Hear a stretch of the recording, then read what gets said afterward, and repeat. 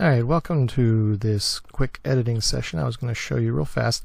We had a parachute day the other day where we pulled out a nice little old parachute and treated it as if it was a dress on this lovely model, the lovely Erin here. And we're going to do a quick edit here to do the finished product. We don't like the olive drab version of the parachute, so we're going to change the color of the parachute. We're going to add a little bit of the sky because the sky isn't very interesting, and we're going to otherwise prepare it for online looking.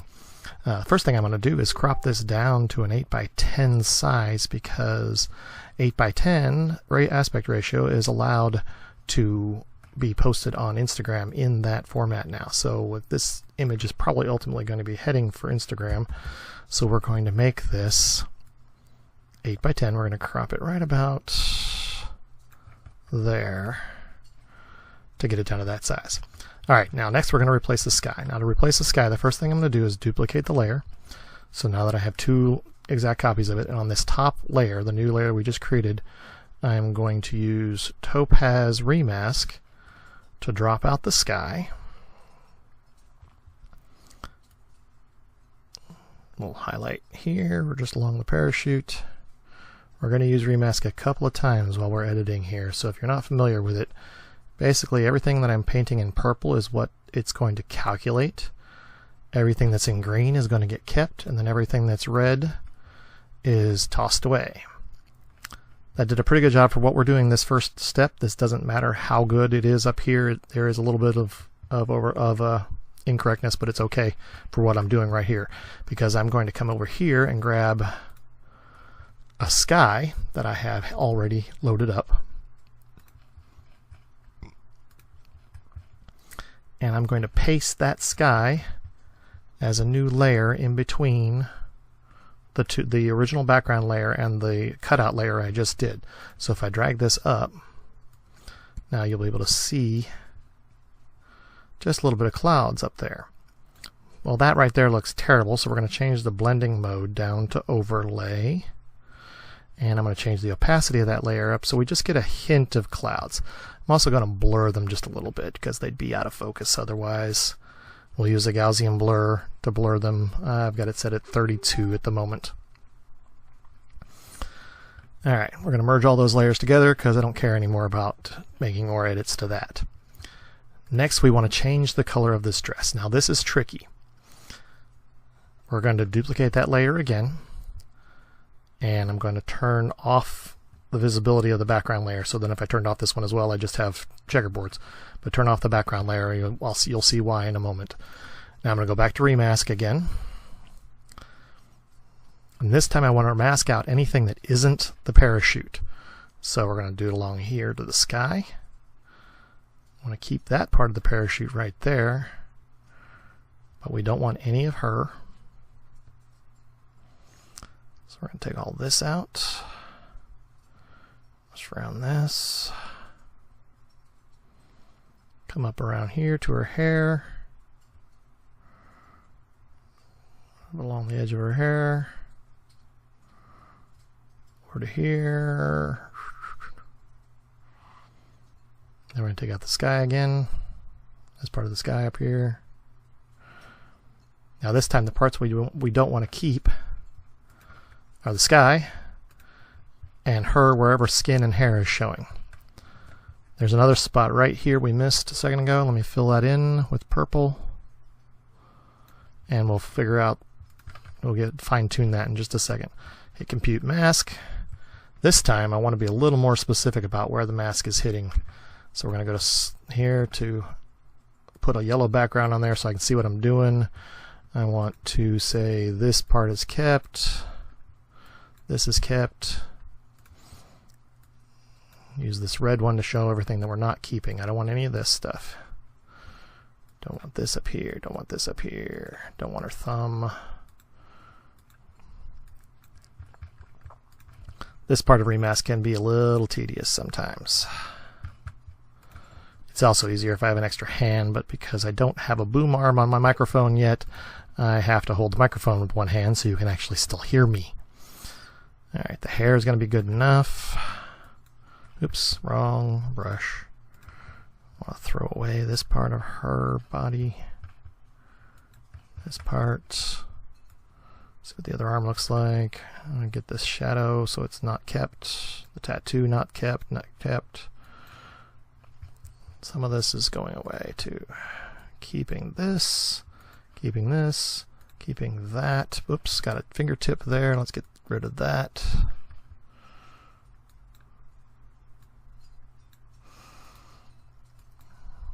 Because what's going to happen next is everything that I'm keeping, I'm going to end up painting green. Or at least adding a green tint to it. And I don't want to do that anything on her because that would look silly on her. Now there's also this bit right here that I need to fill in, so I need to go back to the tri-map and tell it block that out right there. Go back to keep. Why did it not work? Tri-map. Oh, because I should have made that green, not red. That's why it didn't work.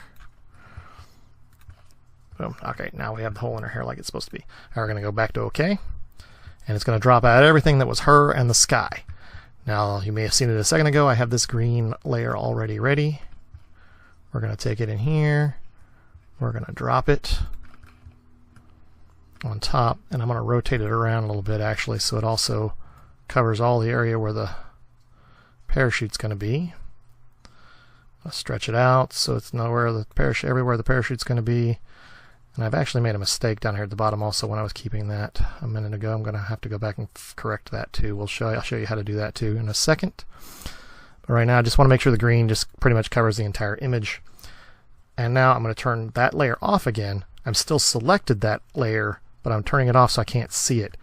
Now the only thing the image is this silhouette, so I'm going to go to Layers, create a new layer from Image. We're creating it from this image. And now what I've done is create a layer mask based on what isn't visible there. That's what's going to be in black. So when I turn that layer back on, I should get the green where the parachute was. I don't need this layer anymore. I'm deleting it. And then I'll turn back on the bottom layer. And as it was, I still didn't stretch this quite far enough. Let's stretch it out so that it covers all of that area there. Perfect. All right, now this is obviously not the color we want it to be, so again we're going to go to our blending modes. I found that overlay alert works really well, and we've already got a great green color on the parachute. I want to bring out the details in that color a little bit more, so I'm going to have to brighten the green so that the overlay can do its job. I've already got a curve set up here to get a nice bright green color. Now the difference, that's what it looks like now versus that's what it started as. So we got this nice brilliant green color. Now, as you can see here, I had some grass down here. I thought it was going to be a mistake, but actually the green color's working on the grass, so I'm going to leave it. All it did was really enhance the color of the grass a little bit. So I'm going to leave it just like it is. All right, we're perfect for this layer. Now, next we're going to flatten everything down again. I'm going to duplicate that again. And I'm going to go to Nik Color Effects.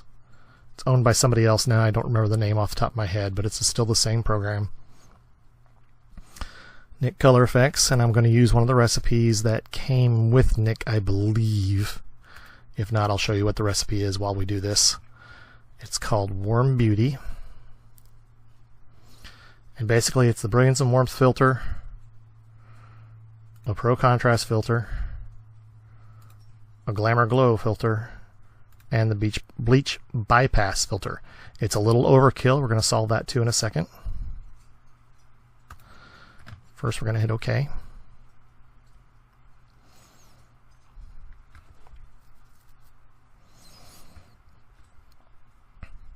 Because I created this in another layer, I'll be able to change the opacity so it's not quite so strong of an effect. We're going to take it down to about 40%. 42%. That'll work right there. Looks pretty good. We're going to close it. We're going to merge all those layers together. Now there was one other thing I forgot to do on the parachute. These extra strings from the parachute itself I don't like. So we're going to use this scratch remover tool on the clone. It's on the clone menu. And we're just going to quickly erase where these cords are hanging down. Boom, boom, boom. Done. There's another one over here. I'll take this one out. Yep, it did great right here. Done that. Scroll up just a little bit. Looks good, looks good. Sliding out. Alright, we're going to merge all that together again. Oops, already merged together, never mind. I'm going to run Nik Color Effects again. Nik Color Effects is one of those tools I use a lot in my editing. And because this is a glamour type shot, I'm not going to worry about doing a realistic skin tone. We're just going to use the dynamic skin softener as it comes, whatever its default settings are in Nik. And I'm just going to select a skin tone right around in here and let it do its thing.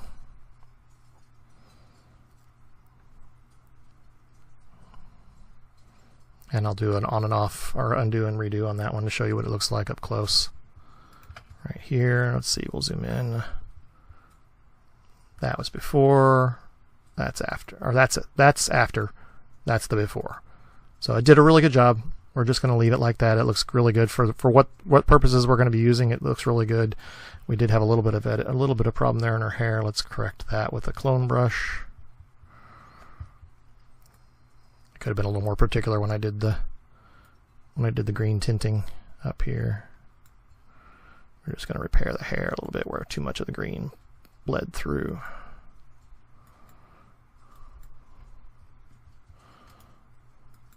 Again, this is going to be an Instagram photo, so it's really not going to show much of this detail. So you won't even really see this. This is just something I saw when I zoomed in, so I'm being particular about it. And change the hardness down a little bit more. We're going to just so it doesn't look quite so cloned. There we go. All right, I'm going to zoom back out again. Looking pretty good. There's one other thing I'm going to do in that section as well, but first we're going to come in here with the warp brush just a little bit around the face. We're going to fix the pose just a little bit. Her pose wasn't the greatest part for this. She's leaning away from the light, so it's broad lit, which makes her face look a little wider than it really is. So we're just going to use the warp brush just a hint to bring in her jawline just a little bit where the light is not being her friend.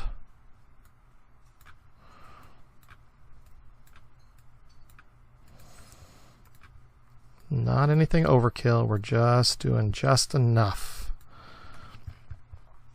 Warp brush is best in very, very small quantities. I don't like that line on her face either, so I'm going to use a push brush, which is another one of my favorite tools for retouching. Use a push brush, and I'm going to soften just with very, very short strokes. Soften that wrinkle right there on her neck. Zoom back out again, look what that looks like. It looks pretty good to me. And then one last step, we're going back to Nik Color Effects one more time. One of my favorite tools here is the Darken, Lighten, Center tool. And what this does is lighten a circle in the middle and darken the rest. Well, it lightens a circle and then darkens everything outside the circle. And I'm going to place the center of that circle right about here.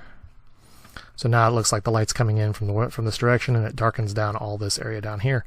And from there, we're going to call this good, I think. Let's see what it all looks like. Yep, I am loving the way this looks, so we're just going to save it just like it is and call it done.